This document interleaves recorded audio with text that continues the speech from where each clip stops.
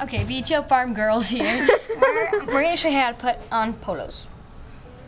And So. polos, they wrap In case the he kicks tendons. himself. Yeah, Also. well, no, that's backwards. Tendons are like this joint right here, and they're very important. And polos just keep the tendon in with the leg while the horses are moving so they don't damage it. Only certain horses have it. It's also just in case they do something to it by So, accident. you want to Have you see the tail of the polo, like this part, you always want that facing the front of the horse. And you always have to have it wrapped before you put it on. Yeah. And we'll show you how to do that too. Okay, so you put this around here, You put right the below tail, the knee, yeah, around the inside of the leg, and then you want to, and then you just want to kind of hold it, and then pull it around. It's tricky to get at first. then you want to pull around the front, right? Yeah. So always, when you're wrapping polos, you're always going inside, front, outside, back. And you always want to go at an even pace heading down, and then back here when there's this little, I forgot what it's called, or whatever. Yeah. Yeah, you want to make like a V, going up, back, upward. So Sorry, it got tangled. You want to make sure it's not folded and has no like little bubble spaces. and you want to make sure it's even pressure all the way through. Like that. And It's pretty even. Yeah. And it does seem very confusing, but we'll go over it another time just so you could see. And you want to go back down a little bit. No, you want to go up. No, I already went all the way up. Oh. So you want to just, that's what Christina said. Do you want to go back?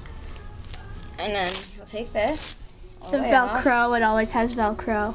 And obviously it's always, if the wrap is a little longer than you expect, it'll always be a little more up here than it is down here. But that's fine. And then I'll get another polo. There are assorted colors. These are standing wraps, so push these aside. But we're using green ones. Front leg, other front leg. Yep, and we'll go over it one more time so you can see. Okay, so like we said, the tail goes towards the front, but you want to make sure, like she said, inside, front, outside, back, that it's rolling this way and it's not like that. Yeah, so if you put it like that, it makes it way easier. So you wrap it around the inside, front, outside, back. And you always want to hold it your first time around or it'll slip, which has happened before. And then once you pull it across here, it should be pretty good. Yeah, and that's fine. And you want to go evenly down, like we said. And you can see right here where the pole ends, you want to try to get down there by your next see that roll. line right here? Like, that's Yeah. the previous That tells you wrap. how evenly paced to go down. Now I'm going to head back up.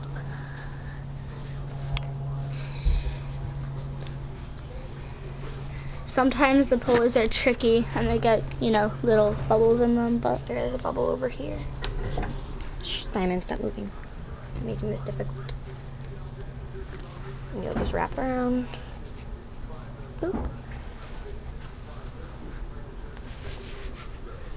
Checking for even pressure. yeah, it's really important to make sure that. If you pull around the back instead of the front, it can cause them to become lame, which means they can't dance, which means they can't walk. So Well, like they maybe can right in- walk, it just No, hurts but them. you know what I mean. Yeah, Like they and that's limp. what happened to Camelot. He Yeah, he became couldn't lame. walk.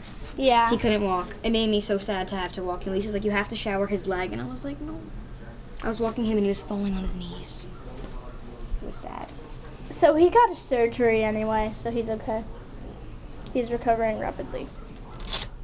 Yeah, someone wrapped Simon's standing wraps wrong. It wasn't us. It wasn't us. So We and swear it he wasn't became us. lame, so students now can't wrap his leg. So, ta-da! That's how you wrap polos.